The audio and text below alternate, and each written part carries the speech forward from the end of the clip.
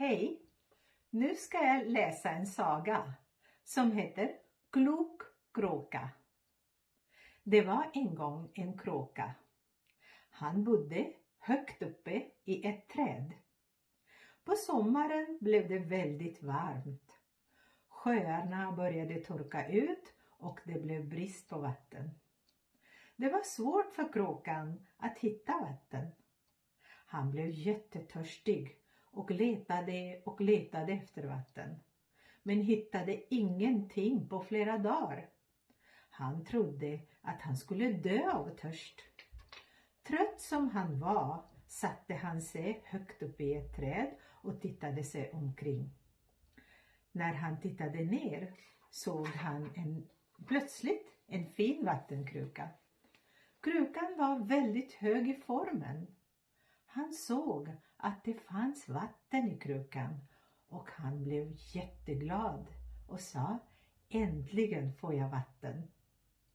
Men problemet var att vattennivån i krukan var så låg att han inte kunde nå den med sin näbb.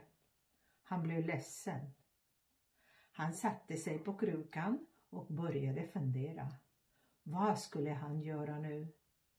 Det låg en massa stenar runt honom. Han fick en klipsk idé. Om han hämtade stenarna och lade dem i krukan skulle vattennivån stiga och till slut kunde han nå vattnet med sin näbb, tänkte han. Han hämtade stenar en efter en och släppte ner dem i krukan.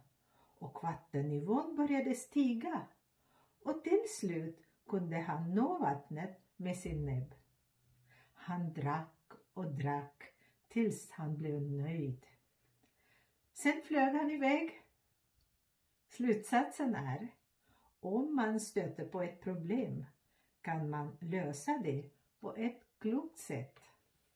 Slut på sagan. नमस्ते। अभी आपने उज्ज्वला ताई से जो कहानी सुनी उस कहानी का मैं एनालिसिस आपको दूंगी, पर वो एनालिसिस देने के पहले मैं आपको एक टिप देना चाहती हूँ जिससे आप आपका लिसनिंग स्किल की प्रैक्टिस और आप कर सकें। जब मैं सीख रही थी तो हमें दो रिसोर्सेज हमें दिए गए थे। एक तो है SVT पर जो आपको निहितर पोलेट्सवेंस का इस नाम से जो न्यूज़ आती है वो अगर आप पढ़ोगे और सुनोगे साथ में तो उससे बहुत ही ज़्यादा प्रैक्टिस होती है, क्योंकि करंट इवेंट्स होते हैं जो और रोज़ नया कुछ ना कुछ हमें सीखने सुनने के लिए मिलता है, तो आपका वोकैबुलरी बढ़ाने के लिए वो बहुत अच्छा रहेगा। और दूसरा है ओत्ता सीदुर यानी 8 सीदुर इस नाम से एक वेबसाइट है। वहाँ पर आपको टेक्स्ट भी लिखा हुआ मिलता है और साथ में आपको वही टेक्स्ट का आपको ऑडियो मिलता है। तो इससे आप साथ में आप वो जब आप सुनते हैं तो एग्जैक्टली किस शब्द को क्या बोलते हैं ये आपको ध्यान में आता है, उसका प्रोनाउंसिएशन कैसा होता है वो आपको ध्यान में आएगा। इसी तरीके से जो ये बुक है, अगर आप ये खरीदते हैं बुक और साथ में उज्ज्वला ताई जो पढ़ के आपको दिखा रही है वो अगर आप सुनोगे तो उससे भी आपको कहानी सुनने की भी प्रैक्टिस होगी और पढ़ने से साथ साथ में आपके पास टेक्स्ट भी रहेगा तो आपको और उसका फ़ायदा होगा। तो अभी चलिए हम देखते हैं कि इस कहानी में ऐसा क्या मैं अलग आपको बता सकती हूँ। तो इसमें ऐसा है कि जब हम सीखते हैं स्क्रीवा का जो हमें इंस्ट्रक्शंस मिलता है कि कोई भी टेक्स्ट जब हम लिखते हैं तो उसमें टेम्पस जो होता है वो एक ही होना चाहिए, यानी या तो वो वर्तमान काल में होना चाहिए या भूतकाल में या भविष्य काल में, है ना, जिससे प्रेजेंट टेंस, प्रेतेरितुम यानी पास्ट टेंस और सुपीनम फॉर्म यानी परफेक्ट टेंस और फ्यूचर टेंस, है ना, ऐसे कोई भी एक टेंस में आपका जो है वो टेक्स्ट पूरा होना चाहिए। तो ये पहली जो कहानी है क्लुक क्रोक का, ये कहानी आपको पूरी पास्ट टेंस में मिलेगी। मैं आपको अभी पढ़ के दिखाऊंगी कि वो कौन से शब्द है जिससे हमें पता चलता है कि यह पास्ट टेंस में है, यानी वो वर्ब्स है।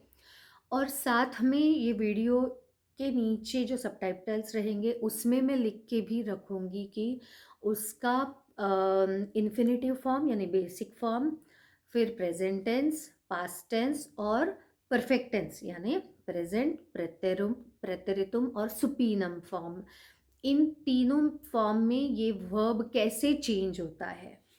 तो देखिए सबसे पहला शब्द जो यहाँ पर आता है वो है जैसे वॉर, वॉर यानी था, फिर बुद्धे, बुद्धे यानी रहते, रहता था, ब्लेव यानी बिकेम, बुरियादे यानी शुरू हुआ, इट स्टार्टेड, लेता दे इफ्तार यानी वह ढूंढ रहा था उससे, हित्ता दे यानी उसको मिल गया, त्रोदे यानी उसने सोचा, सत्ते से यानी उसने खुद को बिठाया, तित्ता दे यानी देखा। फिर आता है नेक्स्ट आपका सॉग, सॉग यानी उसने देखा फिर से, सॉ, सॉ यानी सॉ यानी कहा, सेड। फिर आता है आपका लॉग या दे लॉग एन मस्सस तेनार यानी वहाँ पर बहुत सारे वहाँ पर उसके आसपास में बहुत सारे पत्थर पड़े हुए थे। फिर लादे दो में क्रुक्का यानी उसने लादे, लादे यानी उसने डाले, उसने वो क्रुक्का यानी मटके में उसने वो पत्थर सारे डाले। फिर स्लैपते, स्लैपते यानी फिर से डाले, एक एक करके उसने छोड़े, ऐसे भी हम बोल सकते हैं उससे। फिर द्रैक, द्रैक यानी ये ही drank, drank, drank the water and then फ्लुग, फ्लुग यानी वह उड़ गया। तो यह कुछ वर्ब्स है जिनसे हमें पता चलता है कि यह पूरा टेक्स्ट जो है वह प्रेतेरितुम फॉर्म में है यानी पास्ट टेंस में है। ठीक है, अब इसमें एक ही शब्द है जो मैंने अभी तक नहीं सुना था और वो था नैब, नैब यानी चोंच। तो ऐसे बहुत सारे शब्द हैं जो शायद आपने पहली बार सुने होंगे।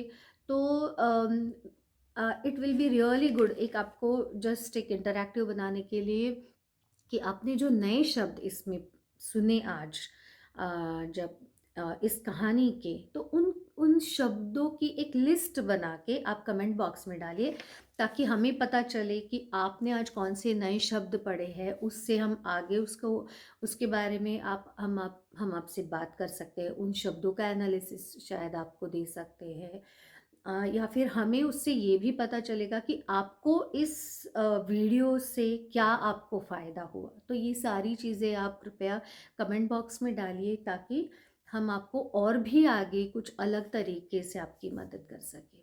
यह वीडियो देखने के लिए धन्यवाद और अगले वीडियो में फिर से मिलेंगे। और जो लोग सीख रहे हैं तो उनको ये वीडियो ज़रूर फॉरवर्ड कीजिए ताकि आपकी जो सीखने की जर्नी जो है वो फास्ट हो जाएगी। धन्यवाद।